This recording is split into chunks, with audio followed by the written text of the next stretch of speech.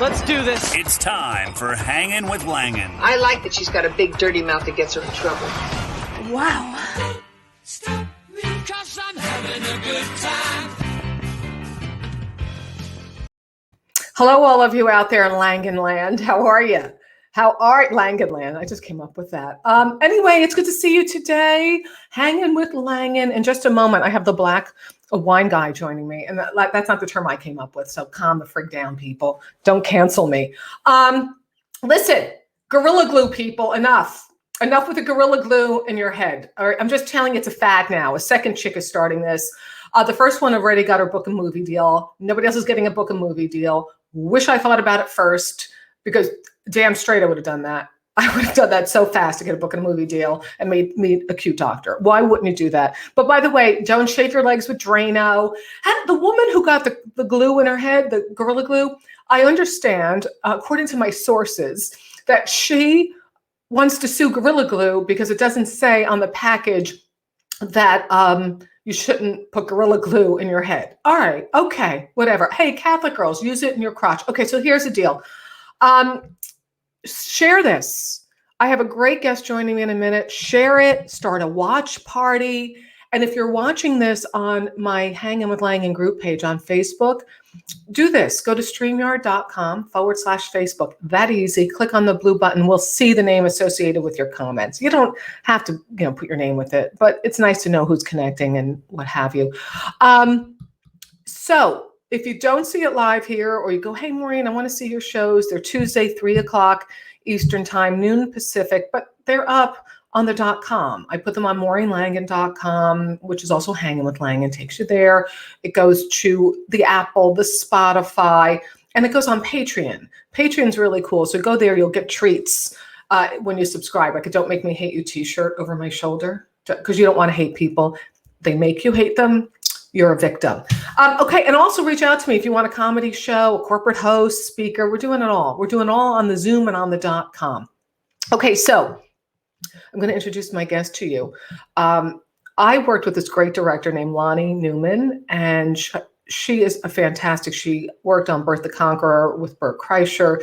She's done so many great television products, and we created a sizzle reel, a demo called Mo Goes. Very well done. And the agent literally said, I love the show, but what are we going to tell them about your age, Maureen? That's what they said. What are we going to tell the networks about your age? I go, I don't know, you old human piece of crap. How about this? The guy was like 500 pounds and 112. What are we going to tell the networks about my age? I go, this is what you're going to tell them, George. You're going to tell them that I am either the most haggard 18-year-old or the hottest 90-year-old you've ever seen. Or I would love to sue you, but would I still have to give you commission? You understand? I didn't want to have to give him commission if I sued him. This is what's on out there. But anyway, Lonnie is terrific. And now she's producing a podcast called The Black Guy Wine Experience. And I've been listening and watching, and I think it's terrific. So I reached out to the host. His name is MJ Towler, but he is officially known as the Black Wine Guy. So let's welcome here to Hanging with Langan. Welcome. Oh, my God. You're hilarious. Oh, yeah. I'm in the green room. I'm cracking up. Your intro, even the dirty mouth. I could get in trouble on this show. Well, speak freely, MJ, Black Wine Guy. But I love you have that shirt. Don't make me hate you. I know. You don't want to hate people. They make you hate them. They do. And also to your point, my wife gives me the best t-shirt. So for this year, maybe it was this year, she gave me one that said, "Stop making stupid people famous." I like that. I do too. I do too. And it just got me thinking as I was listening to you, warming up your crowd and introing me. Like I was up late last night and was watching American Greed. And they had on American Greed, Mike the Situation or whatever. I don't know his last name. And literally, the MTV made those people millionaires. That fool made $9 million one year and reported $300,000 for taking steroids and being and going to the tanning salon. So Wow. MJ, listen, I grew up, you're a Jersey guy, I'm a Jersey gal. I have an Irish mother who said you work hard, develop your brain. And I was saying she should have told me dance with poles while you still have the body to do so. I mean, how the hell do you tell your daughter to develop her brain? Gorilla Glue lady, she's going to get a book deal. She put freaking crap in her head and it's stuck. Yeah. I know the proper use of semicolons. And I know you're not supposed to use Gorilla Glue, but apparently I don't know that. Apparently I was supposed to use freaking Gorilla Glue in my head. I mean, like, it's a crazy world. It's a crazy world. But and thank you for having me. Lonnie is incredible, like you said. Oh yeah, your producer. Well, I want to get to it. You know, what's interesting to me, of course, you go by the moniker Black Wine Guy. You've been in the wine business for like 20 years, right? A couple decades. You got to know. I want to hear your trajectory because I want to hear your background. You liked wine like I would like wine, but you really started to make it your world. Talk to me about that. Where were you? What was the day? What were you doing? Were you at the beach? Were you listening to Bruce Springsteen? What were you doing? Were you at the Stone Pony? No. I never saw Bruce at the Stone Pony, but I did see Bruce live 3 times and never paid, and they were in bars. It was really cool. He actually is a very good performer. In bars? You saw him in bars or in because I've seen him in you went bars, to like a local bar. Bars down at the Jersey Shore. Yeah. Wow, where? Come on, a little bit of that. And McLuhan's down in Seabright in the 80s, late 80s. Wow, very literally as close as I am to my computer, I was close to Bruce Springsteen. So it's yeah. They just gave him a DUI because he had a shot with some fans. Oh yeah, one of my neighbors had a theory. They had a theory that that officer was probably a supporter of a certain former president, because cause it's kind of like that in Jersey. People don't even realize. Surprising. Yeah. I always told people the Mason-Dixon line was like Monmouth County, New Jersey. Was south of the Mason-Dixon line, actually. Right? The cutoff. Right because Middlesex, you had Essex, then Middlesex, and then the cutoff. For those of you who don't know Jersey, there is a line of demarcation that delineates north and south. I went and did a gig in Vineland. I didn't even know this existed. It's like you keep going, and then you're looking for like a scarecrow to tell you which way to go. I was like, where the hell am I? There wasn't an ounce of anything that would have said this is Jersey. Yeah, no. Ding. Yeah. Exactly. So no, it wasn't any of that actually. Actually, it was just luck. I had went to Rutgers for graduate school, and I was not into my graduate school program, which was law. So I was just like, it's one of those things where I always liked helping people. I worked in a restaurant when I was in college, and I really enjoyed that. But you just can't go work in a restaurant. You just can't do that. Like that wasn't for you. Ain't nobody. I mean, there was I don't know if there's there. I think we think there's expectations of us, but anyway. So I'm kind of mulling around, and I had met a guy. And you can listen. This is actually season 2, episode 1, or season 2, episode 11. John Capon of the Black Wine Guy Experience. The Black Guy. You said the Black Guy Wine Experience, which is all the Black Wine Guy. It's me. I'm black, and it's a wine show. And so I had met John through mutual friends, and we started hanging. Who's John? John Capon. His family owns a store called Acker Wines in New York City. It's actually the oldest wine store in America. Oh. So in the late 90s, mid to late 90s, John was beginning to take over the store from his dad, that process of transition. And I was living down in Philadelphia, and I didn't enjoy it, and I wanted to come to New York, and I didn't know what I wanted to do. And John was like, I'm taking over the store, and why don't you come work with me, and you could drink the finest wines in the world on a nightly basis. Wow, I'm in. And I said, I don't know what that really means, but okay. And so I went to work at this store, Acker Wines, which is still in business. Like Where is it? It's on West 72nd between Broadway and Columbus. Oh, okay. 160 West 72nd Street. Wow, I live on the Upper West. I'll be there. All right. Yeah. Go and go. If you go there, see if Tal, Taal is there. Tal Martin, he'll take care of you. He's my buddy, one of my buddies. So and this was 97. and I went to work getting paid $8 an hour, but I'm working on the floor. I had sold stuff before. I'd done a lot of retail. I grew up at the Jersey Shore. I used to work at the boardwalk as a hawker. Don't walk by, give it a try. Hey there. Is that the hottest 90-year-old or the most ragged 18-year-old? You come here, girl. Take the shot, win a prize. Where were you? At Point Pleasant? Where Seaside Heights? Right in Long Branch before the pier burned down in '86. Oh, they don't have any of that now. Well, now we have a whole. Yeah, we don't have that. We have condos, and they have condos and crap. So, condos and beach clubs. We had a water slide. We had the Haunted Mansion. Remember the Haunted Mansion commercials? Oh my God, that's right. Jeez. Yeah. So we had our boardwalks. Everybody thinks Seaside, but Long Branch was the first. Was the northernmost boardwalk. Let's put it that way. So you had us, and then you had the boardwalk down Asbury Park, and then Ocean Grove, and then Belmar, and then you went down. So we were the first boardwalk, northmost. Northern. It's beautiful. Long Branch is gorgeous. It's very residential now, very upscale now. I mean, something like that. Parts of it, something like that. Definitely the beach. But so I'm working at the store because I had sold stuff, and so I'd work all day on the retail floor, and then they had a series called the Wine Workshop, and they would have these incredible wine tastings, and I would go upstairs and pour for the tasting, and then I would get to sit through the tasting and try these wines. So, they would it would start with something that's like the essentials of wine, where that tasting might be $50, and it was eight wines, and you got to taste 8 different varieties of wine, and then they would have like a Chateau Aubryon, which is a really expensive Bordeaux, and that would be $500 tasting. Holy moly! And so in like those first 3 months in the wine business, and I started in September, which is September through New Year's Eve is the busiest time. So it was just crazy. It was so much fun. I got to taste. I was just. What's the word? Crash course in fine and rare wine. Just got to just taste all these incredible wines and champagnes and that's and then after just working that whole season, that holiday season, it was just so busy and so exciting. And you're totally busy. You're going upstairs to tastings, and then we'd go out.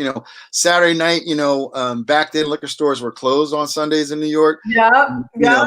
So then, you go out to dinner, some really crazy restaurant Saturday night, drink more crazy wines. And that was kind of my baptism.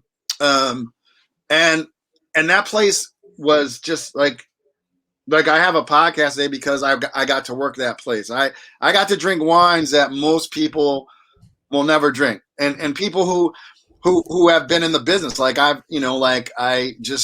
because a lot of the wines are so rare now. Okay, that's what I want to ask you. I'm speaking, just if you're just tuning in, I'm speaking with M.J. Towler. He has a podcast called The Black Wine Guy Experience. Been in the wine business over 20 years, but became, according to your notes, became the first ever fine and rare wine auctioneer, African-American rare wine and fine wine auctioneer, which I want to get to in a bit because I want to see what you do when you're doing the auctioning. But what kind of rare stuff are you getting? Because I want to know. I feel I just did a gig last week for Charles Krug, a winery in Napa, and they wanted me to do comedy, so they sent me wine, And then somebody brought up a spit bucket. I go, there's no such thing as a spit bucket in my world. There's a bucket list, and it's filled with wine. What is this spit bucket? Anyway, I've never spit out wine. Okay, so what are some of the rare things you got to taste? Like Napoleon would have had it. Like what? Tell me. So you could Google it, so this was 97, so 97, 98. So the Wine Spectator was coming out with this was the turn of the century. Remember Y2K? Yeah. So Y2K. So the Wine Spectator came out with its top 10 wines of the century, and it would be stuff like 1945 Mouton Rothschild, 1928 port of some sort, 1959 this, or and I realized it was in my first 2 years in the business, as we were rolling around on New Year's Eve, I had 8 out of the 10 wines of the century. Really? Yeah, I mean, again, that's just because of where I got my start. So I only stayed there for a year. But once you work at Acker, people know you knew your stuff, right? So it was nothing to find jobs. And then actually, what kind of jobs did you go find? Just I mean, at the time, retail. I mean, I left Acker and then I went to work for a shop in Hoboken called Sparrow Wine and Liquor. They're still around. And I was their assistant wine director. I was only there for 6 months because we went out to California, and then it was a wrap when I went to California. Wow, what happened there? What did you do in California? Well, I had a buddy who we worked together at Acker who went to UCSB. So he, say what that is. US, what is it? Oh yeah, University of California, Santa Barbara. Right. He got burned out at Acker, so he went back out to California, and he got a job at this little boutique store in Montecito. Montecito is now where Oprah lives. It's hello, Oprah. We have the same birthday. But it's always been a very, Santa Barbara, but it's always been a very affluent community, blah, blah. A lot of rich people, a lot of good wine, a lot of money. You know who lives there now? Harry and Meghan and little baby Archie. Oh, yeah, I'm sure they baby do. on the way. Yep, yep. Yeah, it's that type of place, right? Rob Lowe lives there. I mean, people. I mean, the people I waited on even there, like Tommy Lee Jones, came into the store because he came out. There's a polo ground, so he used to come up from LA to play polo. Was he naked? He plays polo. I don't understand this. No, Tommy Lee Jones. No, he was not. But he was very funny. He was like, "Young man, is this a good wine?" I'm like, "Yes." He's like, "Then give me 2 bottles." And his Texas accent. So Cliff left. He said, "You got to come out here." MJ it's my initials. My friend Cliff, he calls me Mirv. It's my nickname. He's like, "Mirv, you gotta come out here." So I go out. So I actually fly out there with my current employer. We went to a wine festival. This is my first time ever being in California.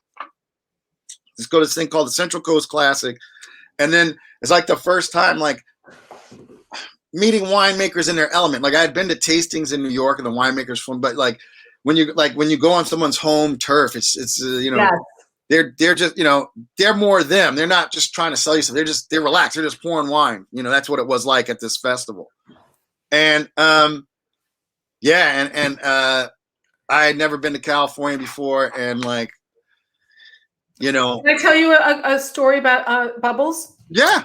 Okay, so when I used to work at Bloomberg as a journalist, and you'd have your press pass. So they had the food and wine tasting at Lincoln Center. So I grabbed my best friend. I go, "You're my production assistant. We're going to food and wine tasting. I mean, I'm going to really talk about it, but let's go taste some good stuff."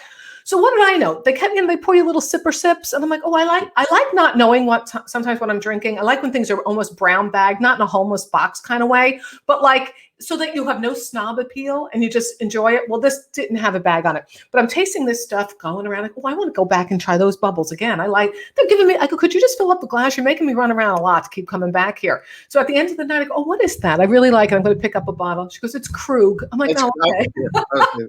So did you have that? Did you have an innate sense of what was good, or could you tell? And then you went on to become a sommelier, right? Yeah. So yes, I think what happens when you have great wines to start out with, but you don't have the budget. Yeah, the budget. You learn to reverse engineer wines. I think that a palate is something that can be trained. I'm not like the somm you see now, who they're super trained. They do all the blind bag tasting. The reality is, I was talking to one of my guests on the show, like back in the 90s, there was like 4 somms in New York, and they were all French, right? And they weren't necessarily trained. It's like a sommelier actually. The definition was someone who sells wine on the floor of a restaurant. Now it's become a platform for people to do different types of consulting, and that's fine. So when I was a somm, when I worked in the Montecito Wine Bistro, I managed the wine store during the day, and then a couple nights a week, I would go over on a Florida restaurant and on busy nights on weekends and sell wine. and support the restaurant. That's what you do. And yes, when you said Krug, like for instance, like you just reminded me, like we had this crazy tasting New Year's Eve, 1997, rolling over into 1998. We had 25 champagnes. We had like 3 different Krugs. We had, 2 different Dom Perignons. We had the high end Protocolo. I would have had a good time. This would have been fun for me. Oh my God! It was, and it was like it was New York City, and it was someone who worked at the store, and wine is a world where it's very interesting. Like in New York City, like it's. I was just a goofy kid from New Jersey, right? But like, kids could go to Columbia and not have a job, but they, their parents bought them an apartment, and they just like, well, they like wine, so they go work at a wine store. And there was a young lady who worked there, and like her apartment was like on the 54th floor of this huge building. So we went to her place, and we had like panoramic views of the city.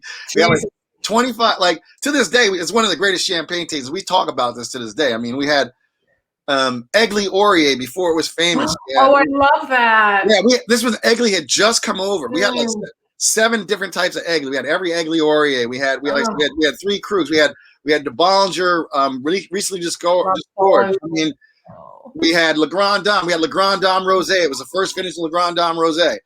So that'll fuck your palate up.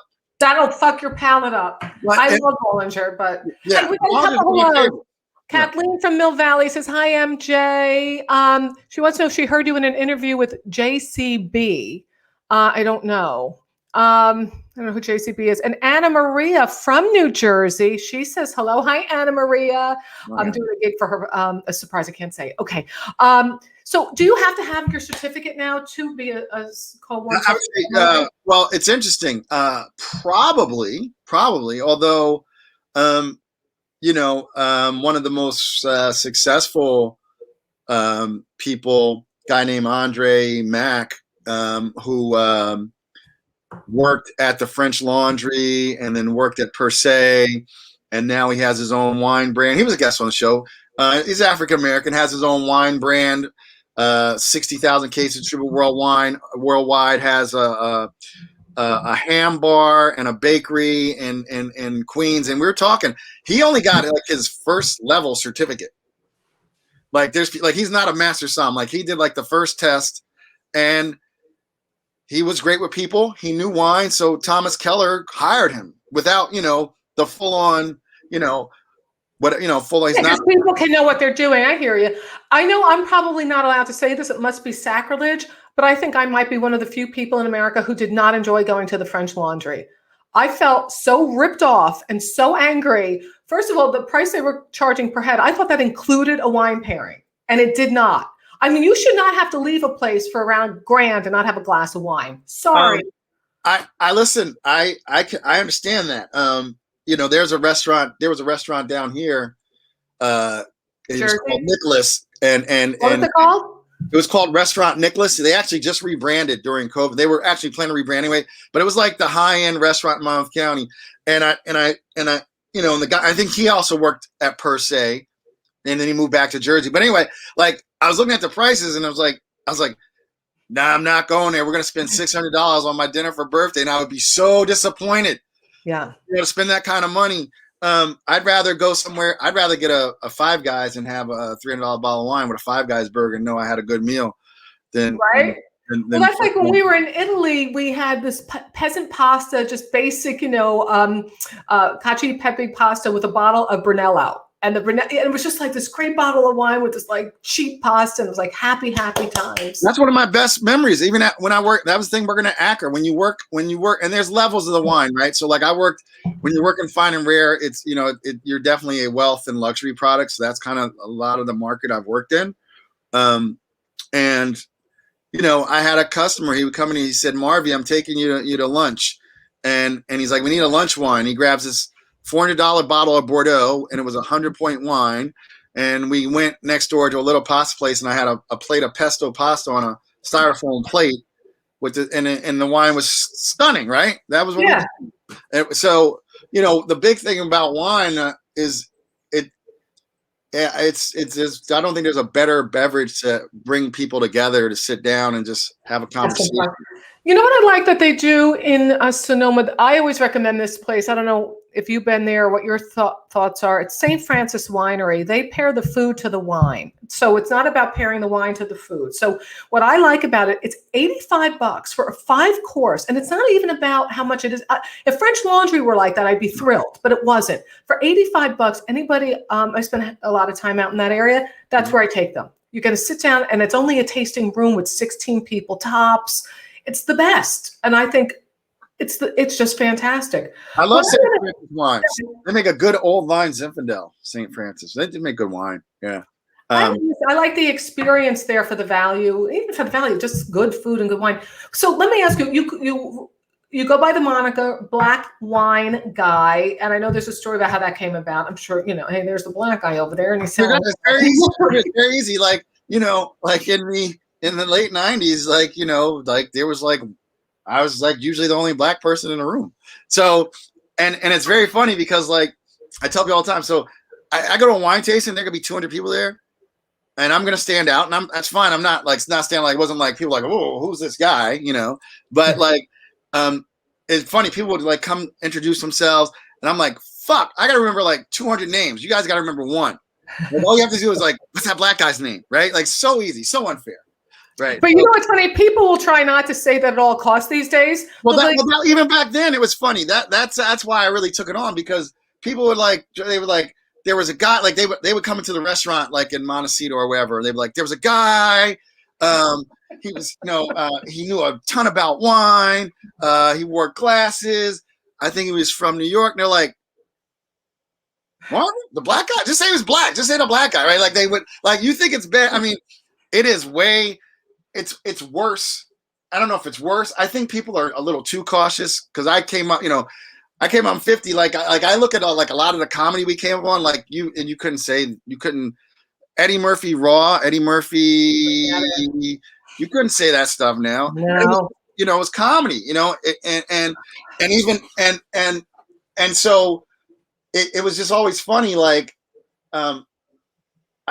You can't look past. I have a nice tan. Don't look past that. Don't say you don't see my color, because it's beautiful. I know that's the rough thing. It's it's just so funny because you can't. You got to walk all around it. You can't say the black guy, and if you're the only one in the room, so you have to this tall, that one. Why don't you just freaking say the black guy in the room? But you can't. They say, don't wear a hoodie though, or you'll never make it in the business. Yeah, that's okay. No hoodie. So that's why when I came onto Instagram inside of the wine community, I was and I saw people had all these weird handles and all this stuff, and I was like, oh, you were the black wine guy.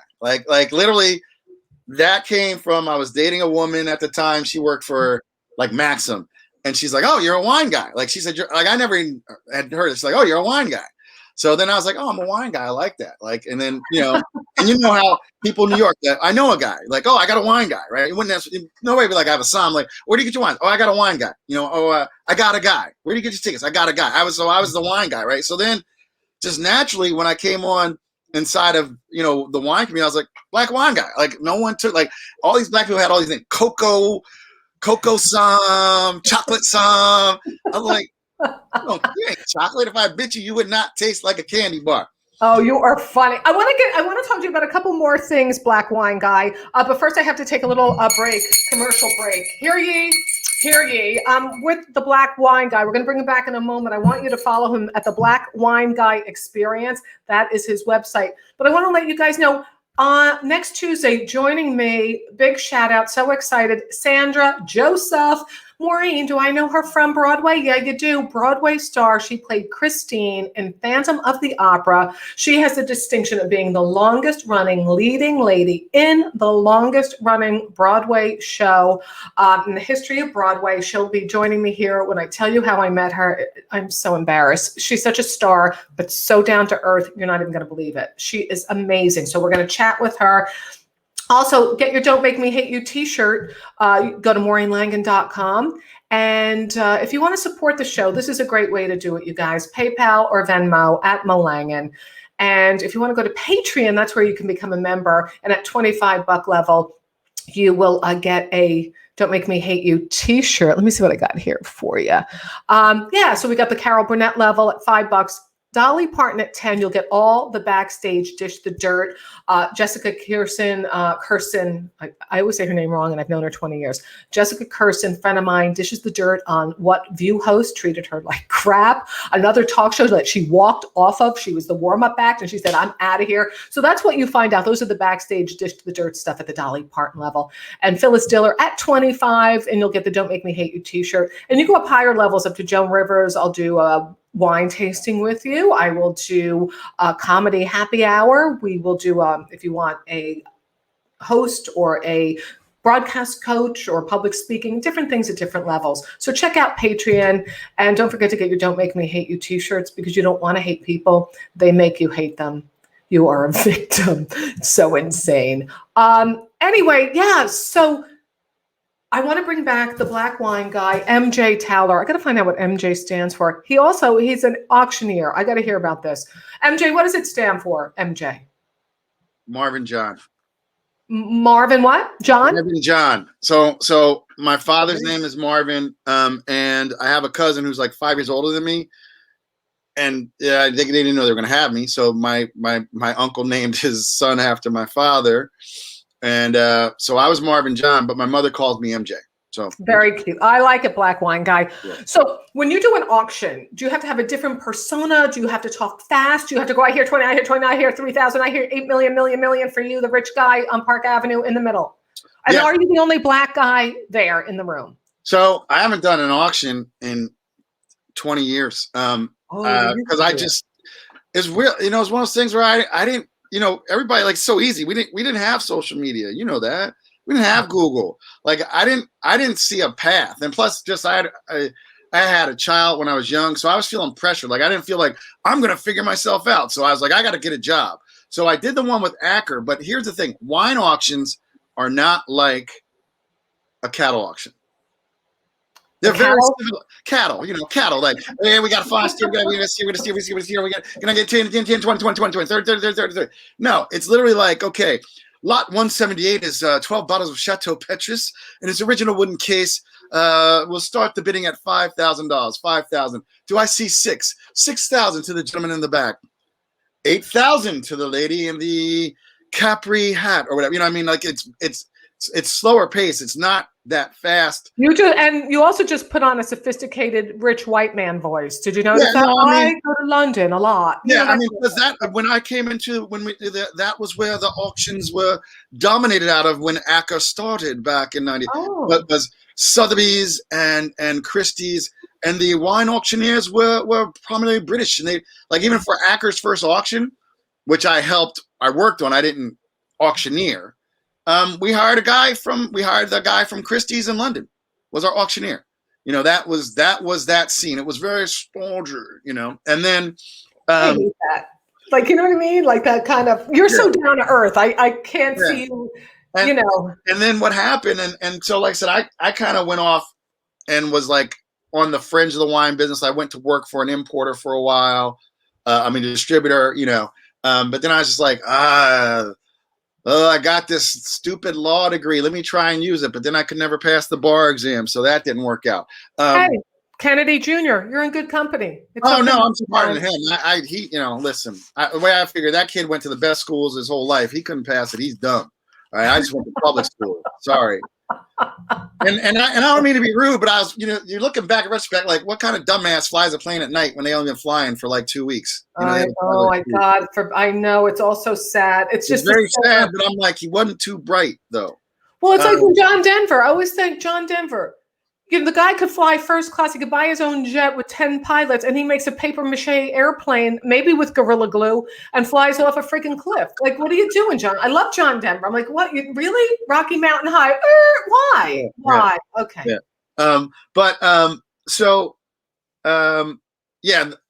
The wine auctions are not. But I did the crazy thing, Maureen. They sent me to Acker. I went to the Harvard. I did go to Harvard, the Harvard of Auctioneering School. It is the Missouri Auctioneering School. It's in St. Joseph's, Missouri. I was almost the only black guy there. Almost? Did you meet somebody mixed race? What do you mean almost? No, there was an older black gentleman who wanted to be an auctioneer. He wanted to auction off cattle and livestock, That's what most people do. So people would go there and learn how to. So to get my certificate, I had to go bid to buy, and learn how to do the fast. Scat. You got to learn how to scat. Right.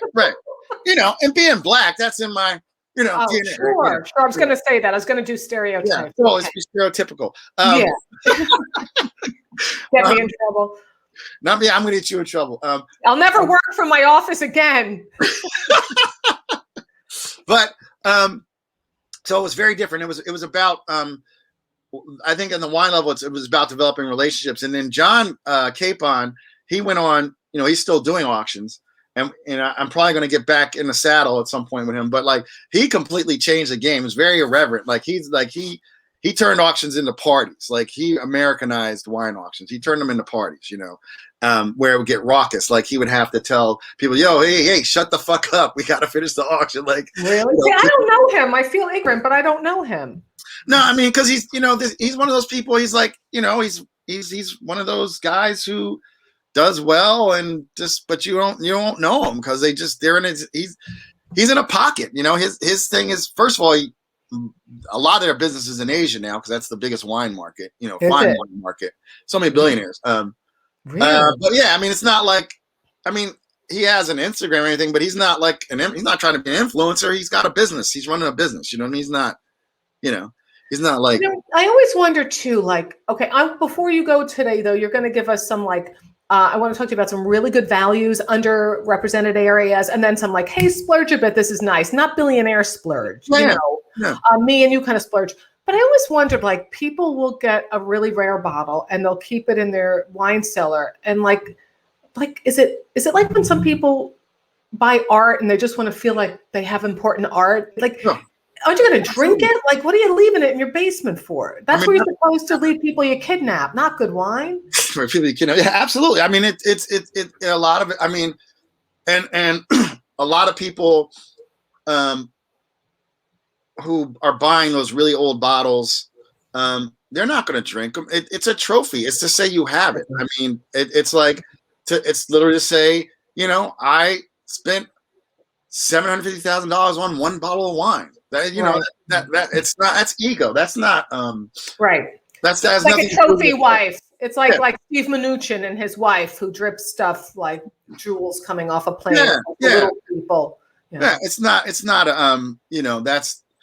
It's not about the drinking. And I think it's shifting a little, but also the wine auction market. It was timing for Agra because you had the first .com bubble. So every time people get money, there's an influx of money. People need products to buy, right? It's why so many NBA players are now professional athletes are into wine now because it's expensive, Yeah, it's a status. But how do you keep from being an alcoholic? Oh yeah, well, you got to exercise and you got to drink your water, and Coravan has been a really good thing. You don't have to pull the cork. Coravan is a wine pumping system, so you don't have to pull the cork and feel like because once I pull the cork. That's it. You become codependent with that bottle. You don't want to hurt that bottle. You don't want to leave it alone overnight. I know. Yeah, and just just being cognizant and being aware. I have had people I work with who have died from they drank themselves to death. Oh no. Some people from California, and so you got to check yourself before you wreck yourself. Check before you wreck. That's good. Check before you wreck. Black Wine Guy says that. His podcast is the Black Wine Guy Experience. You guys just subscribe, watch it. It's fun and he's good and it's accessible. But this is what I want you to do. Let's give a couple of hey guys, this is underserved region. This is Kathleen says, that's the truth. Laugh out loud. My friend Kathleen loves good wine. And I love hanging out with her. She's fun, likes good food, good wine, just good times. Wow. That sounds like good people. Yeah, we've had a few too many, but it's been enjoyable. All right. So I want to talk about I hate things that are over marketed. Like I'll give you an example. Santa Margarita white pea water. Sorry. They can't give it away in Italy. And here they're like $24.99 for this. Yep. I'm like, no, stop it. Yep. You're the Corona beer of wine. Stop it. But I do like finding a good value, say 25 or under, that isn't overly marketed and stuff like that. I know you've been exploring Portugal a bit. Just give me some ideas. I would say Portugal. Obviously, I need to learn more about Portugal, and I'm gonna plug my pod. You should go listen to that podcast because I had a specialist, Bruno. He brought some amazing wines. Portugal and Spain. I can tell you, Spain is so undervalued to this day. It's ridiculous. I got put on to Spanish wines when I worked at Sparrow, and there was a wine. I think it was like $2.99 or $3.99. It's called Protocolo. It's made from the Tempranillo grape. I think it's $5.99 or $6.99 now, and it is still killed. Matter of fact, someone who's on my mail list went and bought it. He's like, dude, that was incredible. I can't believe that I paid $5 for it. Like, so Spanish wines, and particularly in that like 20 to 30 range, you can get some really sick shit from Spain. Like, you get sick shit from Spain, everybody. This just in, sick shit from Spain. That's how I talk about. I mean, if you like really, I love all wine, but at the end of the day, I like something really flavorful. I like a little heft in the wine. So there's a region called Jumillia. So if people like Cabernet Sauvignon, Jumillia, Jumillia, is a region that over delivers all the time. Like from a $10 Jumillia up to like, even if you buy a $100 Jumillia, that would be like a $500 bottle from Spain or California, right? That like it just they wines punch above their weight class. You know, and like you said about Santa Margarita, I tell people I have my connection right now. I have a part-time gig at Whole Foods, and it's very interesting selling wine in a supermarket versus because I have a fine wine background. First of all, no one wants help, and you know I got a mask on. First of all, I'm black, and I got a mask on now, so you can't smile. And I always when I'm like they don't even know. Like I see them reaching for some supermarket crap. We sell a shit ton of Santa Margarita, and I'm like, dude, you want to spend $25? Try this Grillo, or try this Suave, try this, you know, or try this Albarino, you know. And I know we just had Valentine's Day, but champagne or sparkling wine is one of the most food-friendly wines. And I realized, man, I need to be drinking more sparkling wine. And there's a great sparkling wine from Spain. It's called Raventos. So Raven Toast, T-O-S, Raventos. About $25. Is that considered like a cava, or all sparkling wines in Spain? They're not. No. So that's it. So the Raventos, they wanted their own designation because they didn't want to be cava because of Fresnay, you know, in the black bottle, frosted black bottle, and you know. And so this is really made in the style of champagne, method champenoise, and it's very terroir. I know it, and when you reach out to me, like you're talking about the Frank-Chiorta region, and I say this, but Frank-Chiorta sparkling wines are not like Prosecco. They're so dry, they're so elegant. And again, under $30. But really, white or red, Spain is I've had a lot of Spanish wine. I'm about to start exploring Portuguese wines with my buddy Bruno, because we're best buds now. But like, he had brought a sparkling wine because apparently there's a lot of sparkling wine. Instead of beer, they'll drink sparkling wine in Portugal, right? So my friend Molly Barbara here, she's the romper room lady. Hiya, Molly, shout out. She said she's a cava girl, so you would recommend Molly try this Raventos. Raventos. So I'm going to try that too. Cava, is it done like Prosecco, like the big vats with all the sugar? Is Cava and Prosecco done in a similar manner? It depends on the producer. I think at the larger scale, yes. So like at your La Marca and your Fresnay, they're going to be done in huge vats, and there's going to be a little bit more residual sugar. I'm not dissing Cava per se. No, why would you? I just when I got put on to Raventos, I was like, oh, like it's just like. And that's done champagne style, like the Franciacorta in Italy is done. Mm-hmm. Because I tell this story, my friend from a comic from New York married a guy in Rome who's a sommelier, and so understated, so cool. Off the Vine, if anybody wants to follow him in Italy, Off the Vine, great website, Instagram, Marca Lori. But he so understated, and we were out to dinner, and he just made sure that everything was set nice. He was just so understated, and we're drinking the bubbles. And I go, "Geez, Marco, I don't normally like prosecco. This is really good." "Ah, Maureen, it is not prosecco. It's Franciacorta." I'm like, "All right, well, whatever that is, you keep bringing that on, Mister." Yeah, I mean, I was fortunate enough to be in a couple of tastings this year. One was the Franciacorta wines, and the other was prosecco, but from a special region up in the Dolomites. So it's way different from the Valley floor. It's mountain fruit, wow. So it's really crisp and dry, and really understanding the distinction, right? And DOCG, Val de Bueno prosecco is different again from like your Prestos, your La Marcas, you know, your whatever, you know, those are the two ones I know off the top of my head. But because I don't drink a lot of prosecco, you know. I don't either. I don't. I'm not a big prosecco. You know, our girl is. I know. Our Lonnie likes prosecco, so we're gonna have her palate's changed now. Her palate's messed up. So there's that, right? And I mean, she's like, "You're ruining me, MJ." I'm like, "I know." I'm like, Lonnie was my television producer and his podcast producer, the Black Wine Guy Experience, and she's so damn talented and fun as hell. All right, so what about splurge bottle? What would I splurge on?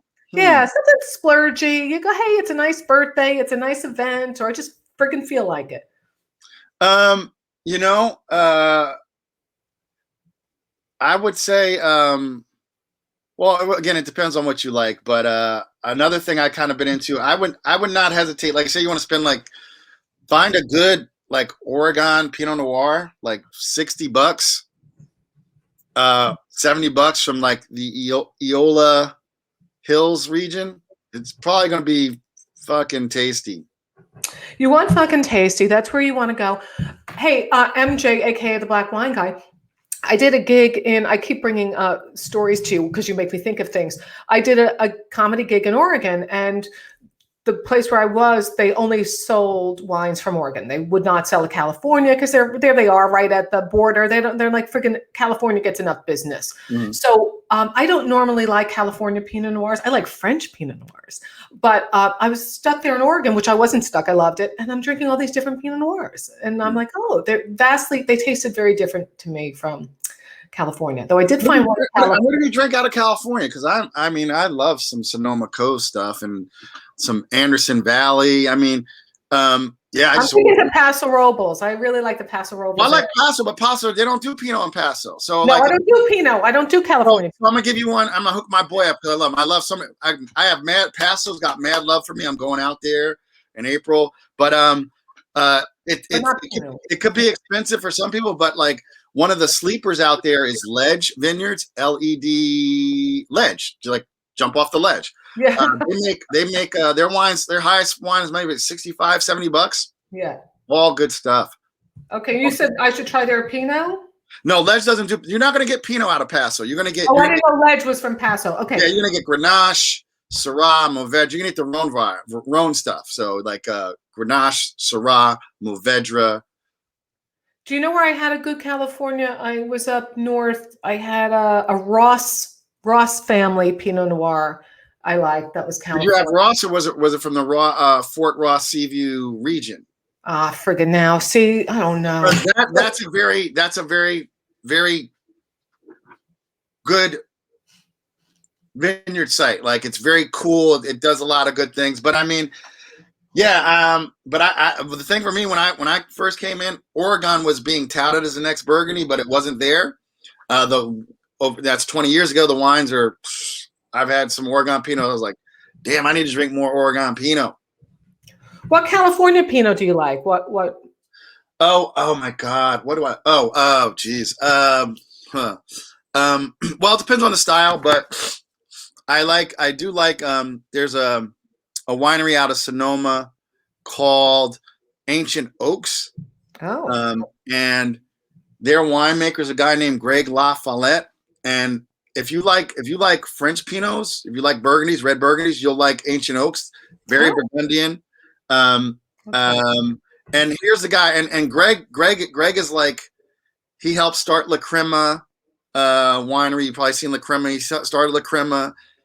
He helped start Flowers Flowers is really good, but they said we're never going to make above this many cases, and now they made too many cases. Like he wanted to be able to touch every barrel, and once you go over like 10,000 cases, the winemaker doesn't get to touch every barrel. So then it becomes a commodity and less of the art.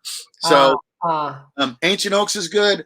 Oh my God, I drink so much wine. I'm like, let me go through my Insta. Like, no, that's good. We'll try that. We'll try the Oregon. We'll try the Jumillias in Spain and the Reventos. Yes. Okay, Nancy, I'm going to give a shout out first, ask you something about another area. But hey, I just want to let you folks know you're liking the show. PayPal, Venmo, @MoLangan. That's how we keep the shows coming for you. Next Tuesday, Sandra Joseph. She played Christine for 10 years in Phantom of the Opera, longest running Broadway show, longest running leading lady. I met her. I happened to be at a gig. I was nervous. It was a private party. The person next to me goes, "Oh, we're performers. We got your back." She and her husband. I had no idea what they did. I'm doing a little birthday party. I come out, sit down and go, "Okay, so what did you guys do?" "Oh, we're in Broadway, Phantom of the Opera. He played the Phantom. She played Christine." I'm like, "And I just did a birthday party." Okay, alrighty then. All right. Humble, but they were so down to earth. Anyway, go to Patreon, Patreon. Get a Don't Make Me Hate You t-shirt. Just support the show because I keep really good stuff coming your way. And we're talking wine that's good as shit is what you were saying. And so Nancy, she's a comedian and a performer. She lives out on Long Island. She's saying, what about Long Island? They have some good wines. I've yet to have one, but I'm open. Yeah, I will say that I have to be open. I have to go revisit, but I used to live out there early 2000s a little bit in the Hamptons. It's tough. I mean, I don't really like, I'm not a big, the wines are a little earthy for me. I like my wines to have a little bit more complexity going on. So I haven't had anything from there yet, but I'll revisit. I mean, I just had a wine from Virginia. Virginia wines are pretty sick now, again. But I think here's the thing. You live on Long Island. There's nothing like going to a vineyard and drinking some wine. It makes the wine taste better. Just keeping it one. I don't know what's wrong with Long Island. I'm sure there's very good wines out on Long Island. I know that a couple people, Red Hook Winery out in Brooklyn, they have two different winemakers. They have a guy named Robert Foley, who I always loved his stuff from California, and then a guy named Abe Scolium, who's more out there with the type of stuff he does. So I'm sure the vines, this is 20 years ago. So vines are more mature. The wines are different, but it's I'm probably not going to buy a wine from Long Island. If someone gave it to me, I would drink it. You're going to try it, Nancy. He's going to go at some point, Nancy, and he's going to try it and he's going to see what he thinks. He's going to see. Well, yeah. Listen, I have people who, I got top winemakers send me wine. If somebody from Long Island wants to send me some wine, I'll drink it. Hey, Maureen Langan here. Okay, so I want to wrap this up in a minute with the Black Wine Guy. The Black Wine Guy Experience is his podcast. And I also want you to follow Hanging with Langan, you guys, on Apple, Spotify, all of that. For the splurge, we're talking about a wine from Ledge Winery and Paso Robles, $65-$70. We can get something special. You got another one to throw out there before we say goodbye, Mr. MJ Towler? Yeah. What else would I throw out there? Who could I big up? Yeah. Go check out. While you're thinking, go ahead. Paxa, PAX. Well, any of these in Washington, Paxa, PAXSAA, or you could do Force Majeure, okay, or The Walls Vineyards out of Washington. Wines aren't super pricey, but I did a top 10, and I think 3 of the wines they have the same winemaker for all those wineries. Mm-hmm. So this guy Todd Alexander, his wines are sick. Everything. So 3 out of my top 10 were wines he made. They were just stupid good. So The Walls, Paxa, or Force Majeure, some good ones out of Washington. And we're talking what price range to splurge? Those are probably all 40 to 40 and up, or they might have some. It's crazy. I got sent a $225 bottle of wine. I didn't realize it was $225 bottle. and I had it with a burger. Nobody sends me wine. Hey, shout out Kathleen, my wine friend. She wants to give a shout out to Abe. He was the winemaker at Luna in 2000, and Kathleen's part owner in Luna, so in Northern California. So shout out Abe. I'm going to email you and get these names and put them in the show notes. In the description of the show, okay? Because these are helpful things, and I think people like to know. I feel so lucky I got to meet you, MJ Towler. Well, I'm honored. Lonnie reached out. She said, Maureen, listen, she wants to. I was like, but I'm not. I'm just goofy. Yeah, I like you. You're down to earth. You're real. No bullshit. I'll see you at the Jersey Shore. That's for sure. Yeah, I can't wait to hang with. We did it, but really hang with Langan. We can actually pop some bottles. Pop. Listen, much continued success to you. Seriously, we're in crazy times, and you need. Wine sales are up. It's not just because of me. I tell people it's not just because of me. Sometimes my gut's getting bigger. That's just affordable treats and wine from Trader Joe's. That's all that's about. But, good wine, good friends, good times. We need it now more than ever. Sure, right? Yeah. I want you guys to please follow MJ Towler, the Black Wine Guy. He's on, let me put this up for you guys.